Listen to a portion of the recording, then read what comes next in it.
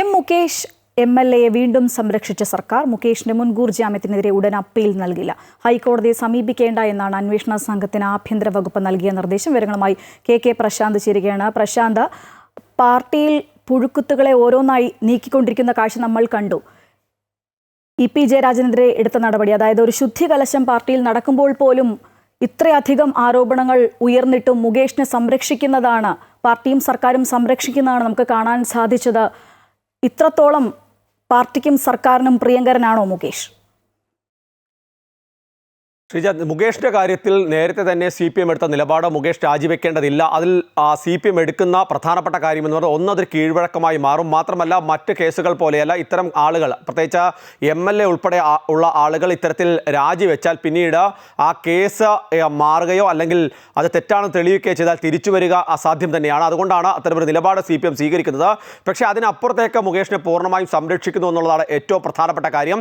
ഈ ഘട്ടത്തിൽ, അതായത് കഴിഞ്ഞ ഈ മാസം 5-ാം തീയതിയാണ് മുകേഷിനും ഇടവേള ബാബുവിനും എറണാകുളം പ്രത്യേക സെഷൻസ് കോടതി ജാമ്യം അനുവദിക്കുന്നത്. ആ ജാമ്യത്തിൽ ചില വ്യവസ്ഥകളൊക്കെ തന്നെ ഉണ്ടായിരുന്നു. ആ അന്വേഷണത്തിൽ ഇടപെടരുത് എന്ന അടക്കമുള്ള കാര്യങ്ങളൊക്കെ ഉണ്ടായിരുന്നു. ഇതിൻ്റെ അടിസ്ഥാനത്തിൽ നിലവിൽ അന്വേഷണ സംഘം ഇപ്പോൾ യോഗം ചേരുന്നുണ്ട്. ആ യോഗത്തിൽ പ്രധാനമായും അതിനു മുൻപേ തന്നെ ധാരണ എത്തിയിരുന്നത് മുൻകൂർ ജാമ്യാപേക്ഷ ഇപ്പോൾ നൽകിയിരിക്കുന്ന ജാമ്യം റദ്ദാക്കുന്നതുമായി ബന്ധപ്പെട്ട ഹൈക്കോടതിയെ സമീപിക്കുക എന്നുള്ളതായിരുന്നു. പക്ഷേ അത്തരം ഒരു നീക്കം നടത്തുകയും സർക്കാർ അഭിഭാഷകന്റെ അടക്കം നിലവിൽ നിർദ്ദേശങ്ങളും നിയമോപദേശവും തേടിയ ശേഷമാണ് പ്രത്യേക അന്വേഷണ സംഘം അത്തരമൊരു നീക്കം നടത്തിയത്. പക്ഷേ ആ നീക്കത്തെ പൂർണ്ണമായും ഇപ്പോൾ സംസ്ഥാന സർക്കാർ ആഭ്യന്തര വകുപ്പ് തന്നെ തടയിടുന്നു എന്നുള്ളതാണ് ഏറ്റവും പ്രധാനപ്പെട്ട കാര്യം.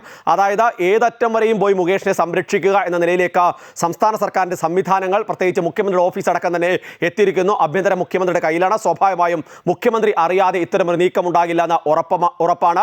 ഇതിൽ ഏറ്റവും പ്രധാനപ്പെട്ട കാര്യം, പ്രധാനപ്പെട്ട ഉദ്യോഗസ്ഥർ തന്നെ ഉള്ള ഒരു സംഘമാണ്. ആ അന്വേഷണ സംഘത്തെ തന്നെ മുഖ്യമന്ത്രിയുടെ ആഭ്യന്തര വകുപ്പ് തന്നെ കടിഞ്ഞാണിടുക എന്ന് പറയുന്നത് വളരെ അപൂർവങ്ങളിൽ അപൂർവമായ ഒരു നീക്കമെന്ന് തന്നെ നമുക്ക് ഈ ഘട്ടത്തിൽ പറയേണ്ടി വരും.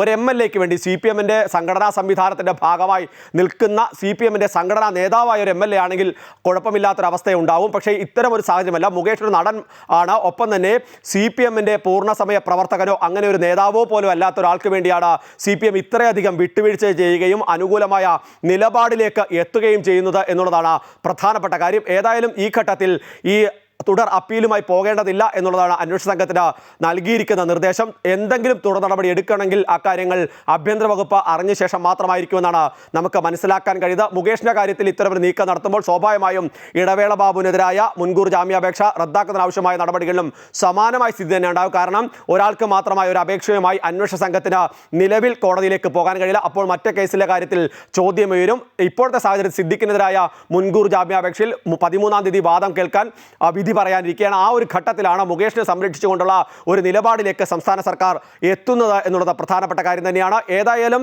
മുകേഷ് ഏറ്റവും പ്രിയപ്പെട്ടതായി മാറിയിരിക്കുന്നത് പാർട്ടിക്കാണോ മുഖ്യമന്ത്രിക്കാണോ ആഭ്യന്തര വകുപ്പിനാണോ എന്ന ചോദ്യമാണ് ഇപ്പോൾ പ്രധാനമായും ഉയരുന്നത്. ശ്രീജ, തീർച്ചയായും. എന്തായാലും ഇത്രയധികം ആരോപണം ഉയർന്നൊരു സാഹചര്യത്തിലും മുകേഷിനെ സംരക്ഷിക്കുകയാണ് സർക്കാർ. മുകേഷിന് മുൻകൂർ ജാമ്യത്തിനെതിരെ ഉടൻ അപ്പീൽ നൽകില്ല എന്നുള്ളതാണ് നമുക്കറിയാൻ സാധിക്കുന്നത്. വിവരങ്ങളുമായി ഒപ്പം ചേരുകയായിരുന്നു KK പ്രശാന്ത്.